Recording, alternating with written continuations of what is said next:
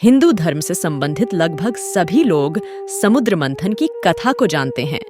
यह कथा समुद्र से निकले अमृत के प्याले से जुड़ी है, जिसे पीने के लिए देवताओं और असुरों में विवाद उत्पन्न हो गया था, जिसके बाद भगवान विष्णु ने मोहिनी नामक स्त्री का रूप धारण कर देवताओं को अमृत पान करवाया था।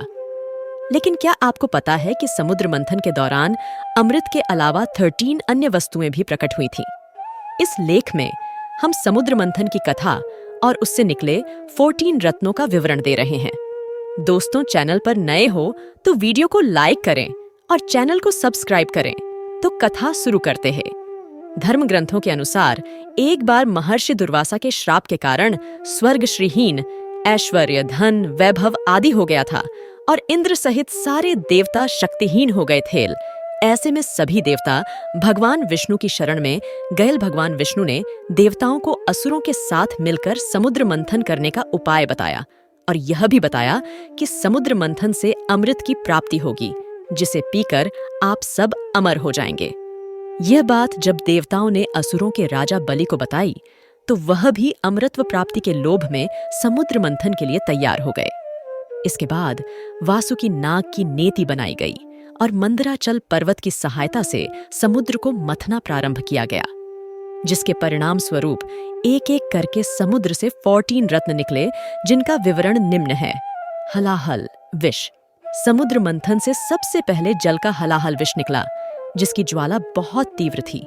हलाहल विष की ज्वाला से सभी देवता तथा दैत्य जलने लगे और उनकी चमक फीकी पड़ने लगी।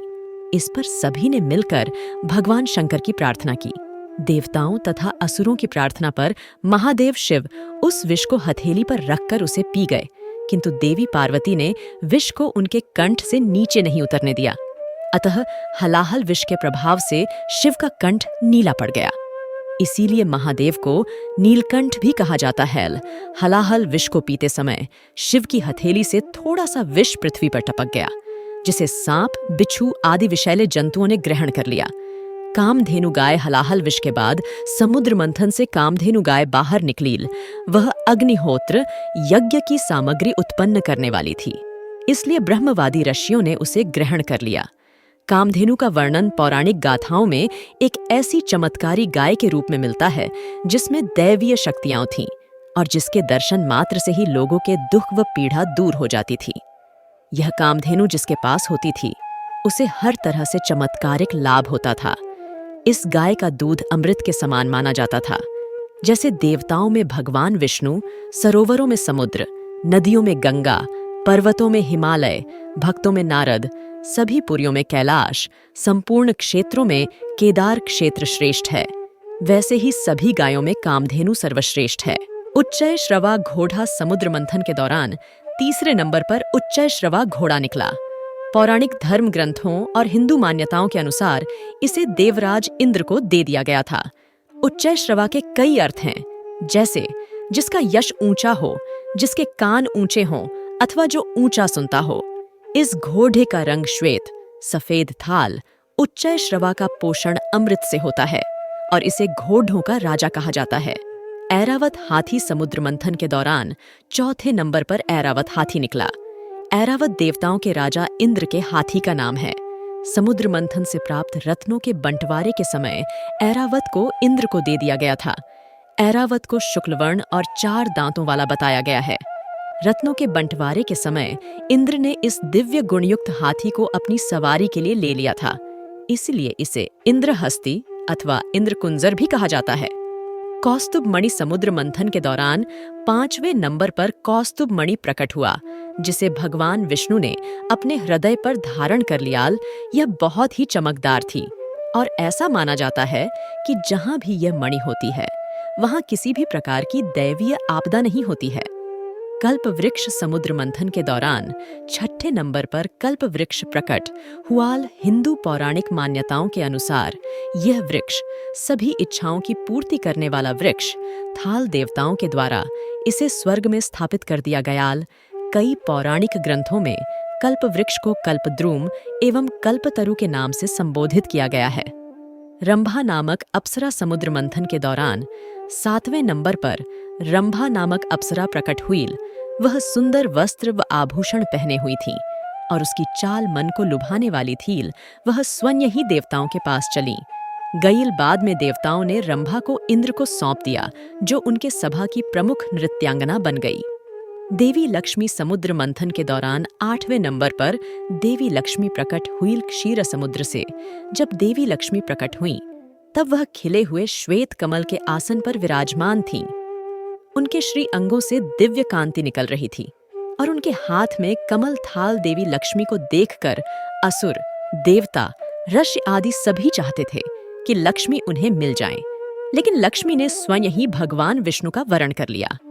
वारुणी अर्थात मदिरा समुद्र मंथन के दौरान 9वें नंबर पर वारुणी प्रकट हुई। भगवान विष्णु की अनुमति से इसे दैत्यों ने ले लिया। वास्तव में वारुणी का अर्थ मदिरा है और यही कारण है कि दैत्य हमेशा मदिरा में डूबे रहते थे। चंद्रमा समुद्र मंथन के दौरान 10वें नंबर पर चंद्रमा प्रकट हुए, जिन्हें भगवान शिव ने अपने मस्तक पर धारण कर लिया। पारिजात वृक्ष समुद्र मंथन से 11वें नंबर पर पारिजात वृक्ष प्रकट हुआ। इस वृक्ष की विशेषता यह थी कि इसे छूने से ही थकान मिट जाती थी। यह वृक्ष भी देवताओं के हिस्से में चला गया। 5 जन्य शंख समुद्र मंथन के दौरान 12वें नंबर पर 5 जन्य शंख प्रकट हुआ। इसे भगवान विष्णु ने अपने पास रख लिया। इस शंख को विजय का प्रतीक माना गया है। साथ ही इसकी ध्वनि को भी बहुत ही शुभ माना गया है। विष्णु पुराण के अनुसार माता लक्ष्मी समुद्रराज की पुत्री हैं तथा शंख उनका सहोदर भाई है। अतः यह भी मान्यता है कि जहाँ शंख है वहीं लक्ष्मी का वास होता है। इन्हीं कारणों से हिंदुओं द्वारा पूजा के दौरान शंख को बजाया जाता है। भगवान धन्वंतरी समुद्र मंथन के दौरान सबसे अंत में हाथ में अमृतपूर्ण स्वर्ण कलश लिए श्यामवर्ण चतुर्भुज रूपी भगवान धन्वंतरी प्रकट हुए।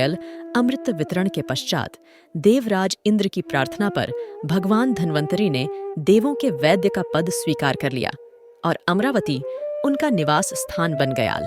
बाद में जब पृथ्वी पर मनुष्य रोगों से अत्यंत पीड़ित हो गए तो इंद्र ने धन्वंतरी जी से प्रार्थना की। वह पृथ्वी पर अवतार लेन इंद्र की प्रार्थना स्वीकार कर भगवान धन्वंतरी ने काशी के राजा दिवोदास के रूप में पृथ्वी पर अवतार धारण किया। इनके द्वारा रचित धन्वंतरी संहिता आयुर्वेद का मूल ग्रंथ है। आयुर्वेद के आदि आचार्य सुश्रुत मुनि ने धन्वंतरी जी से ही इस शास्त्र का उपदेश प्राप्त किया था। अमृत समुद्र मंथन के दौरान प्रकट होने वाला 14वां और अंतिम रत्न अमृत थाल, अमृत का शाब्दिक अर्थ अमृता है। भारतीय ग्रंथों में यह अमृतत्व प्रदान करने वाले रसायन के अर्थ में प्रयुक्त होता है।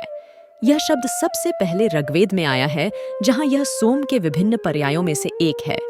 अमृत को देखकर दानव आपस में लड़ रहने लगे। तब भगवान विष्णु ने मोहिनी रूप धारण कर छल पूर्वक देवताओं को अमृत पान करवा दिया। दोस्तों, ऐसी कथा सुनाने के लिए हमारी वीडियो को लाइक करें और चैनल को सब्सक्राइब करें।